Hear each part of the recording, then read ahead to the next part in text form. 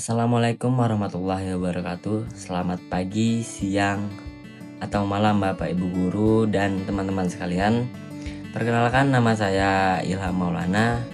NIM saya 24964230. Prodi saya adalah Ilmu Komunikasi. Saya berasal dari Sumatera, lebih tepatnya Jambi. Dan umur saya 20 tahun. Pada kesempatan ini saya akan Saya akan mempresentasikan materi kepemimpinan dengan studi kasus organisasi bisnis, yaitu sebuah UMKM jasa kreatif digital yang bernama Pixelara Studio. Baik, masuk poin pertama, yaitu pilihan menjadi pemimpin. Jadi alasan memilih menjadi pemimpin organisasi bisnis yaitu karena di bisnis kepemimpinan diuji secara nyata. Terus setiap keputusan juga berdampak langsung pada yang pertama keuntungan atau kerugian, terus kinerja tim, lalu kepuasan klien.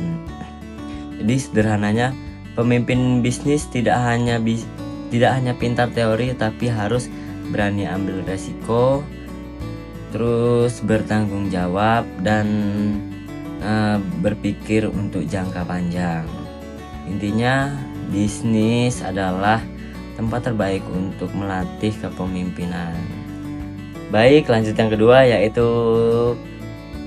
profil bisnis. Apa itu Pixelara? Sebelumnya, bisnis yang saya kembangkan itu namanya Pixelara. Jadi apa itu Pixelara? Pixelara adalah UMKM jasa kreatif digital yang fokus membantu UMKM dan brand lokal.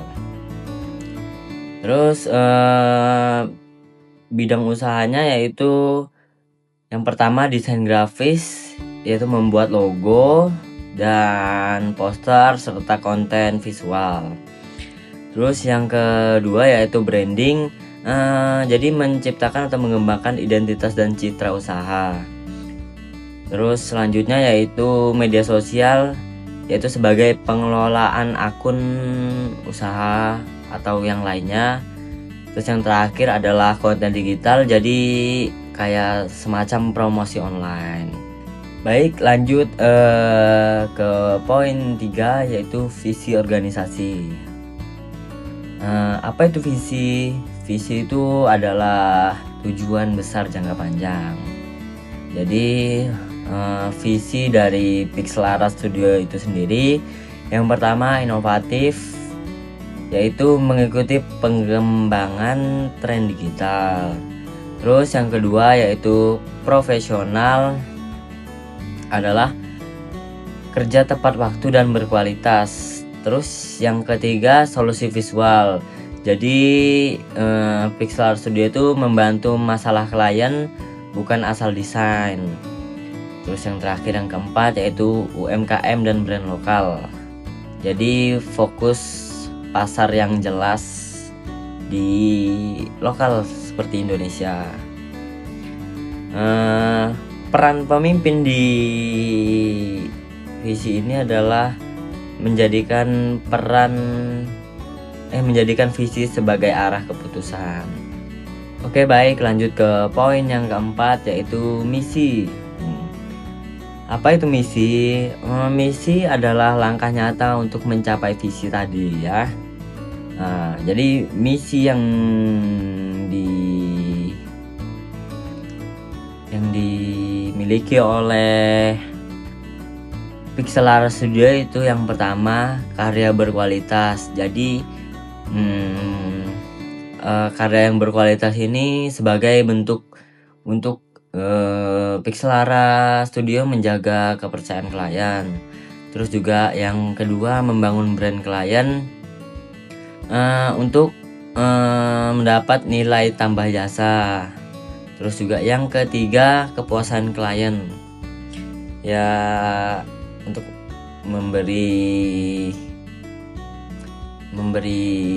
ya tadi kayak karya berkualitas, layanan yang baik. dan pelanggan pun juga loyal klien.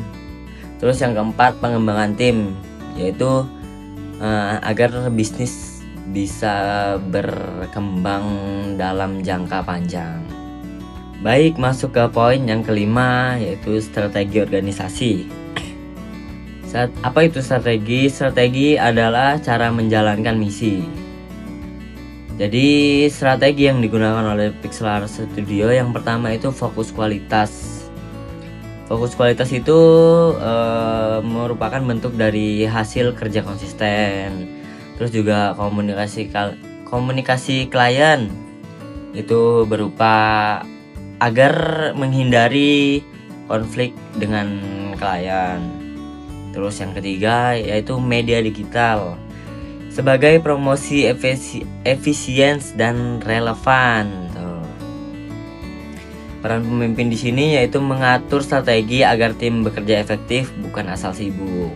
Jadi begitu. Baik, lanjut ke poin yang keenam.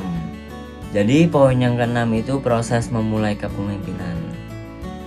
Langkah awal menjadi pemimpin Pixelar Studio itu ya yang pasti ya membentuk tujuan usaha atau arah kerja yang jelas.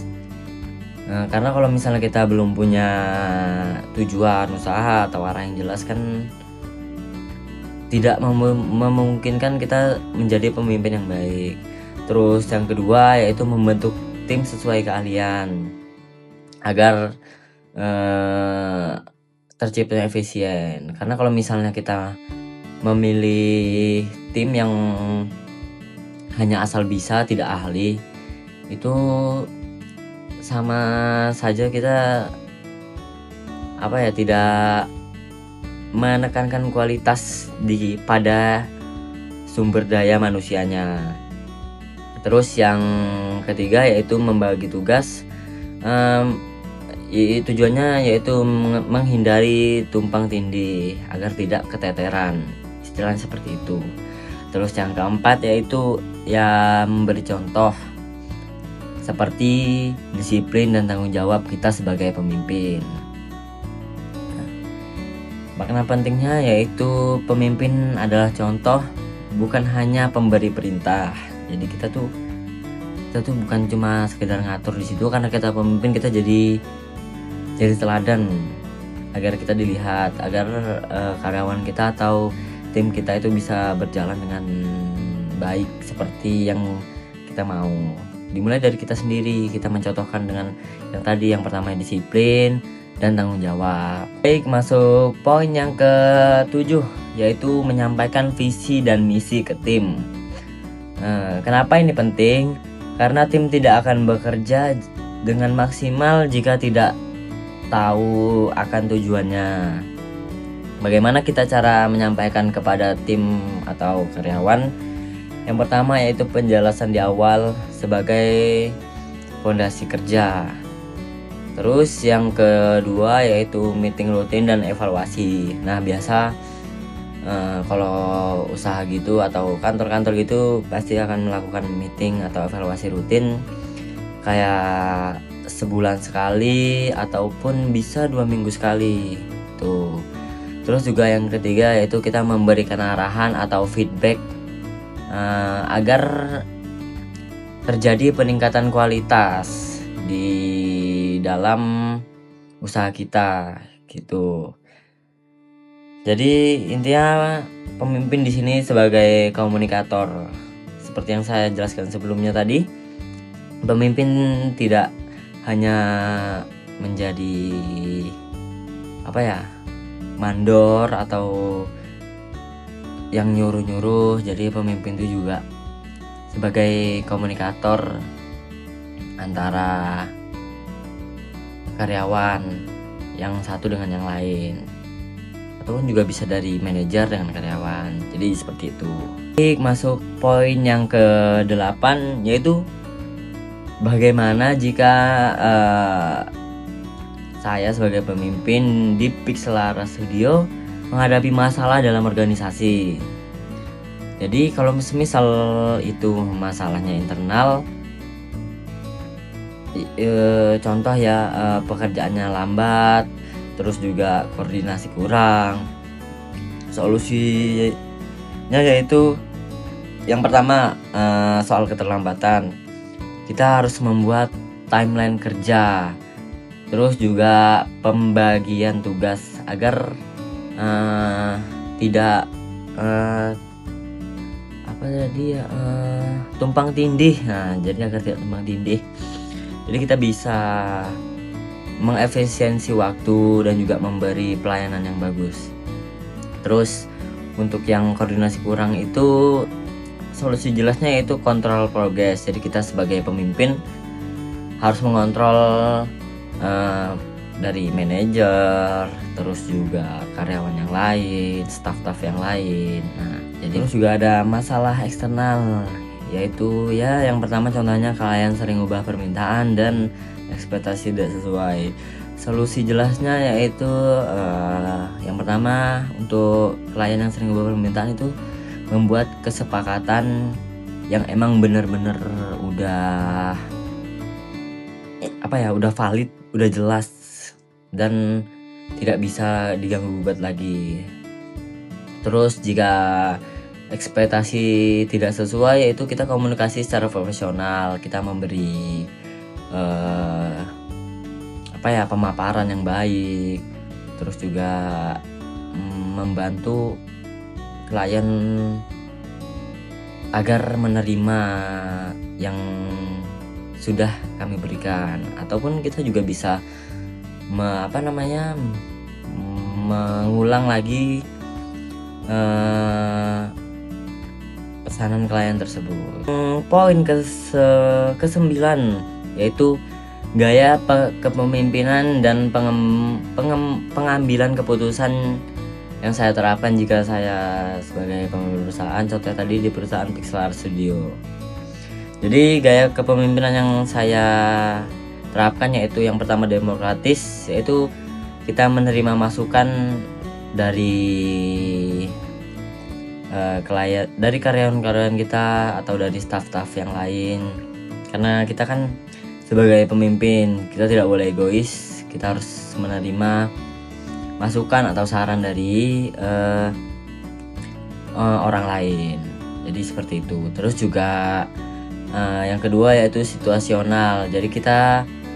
Jadi saya tegas jika diperlukan. Contoh kayak dalam satu situasi tersebut saya diminta untuk menjadi pribadi yang lebih tegas. Nah, itu saya akan memberikan gaya kepemimpinan yang situasional tadi. Terus saya juga akan mengambil keputusan berdasarkan kondisi pasar, terus masukan tim, dan resiko serta manfaat. Baik, masuk ke poin yang ke-10 atau yang terakhir, yaitu implementasi. Baik, jadi implementasi yang diterapkan dalam kehidupan sehari-hari yaitu yang sudah pasti itu disiplin, tanggung jawab. Itu sudah pasti. Terus juga ada komunikasi baik. Jadi kita harus mempunyai komunikasi baik lah intinya. Karena kalau misalnya komunikasi kita sudah rusak atau buruk, maka orang yang kita ajak berkomunikasi juga akan merespon atau menerimanya akan buruk juga karena komunikasi kita yang buruk. Terus juga yang terakhir yaitu berani mengambil keputusan. Jadi kesimpulannya yaitu kepemimpinan itu menentukan arah dan keberhasilan organisasi. Terus teori kepemimpinan bisa diterapkan pada UMKM.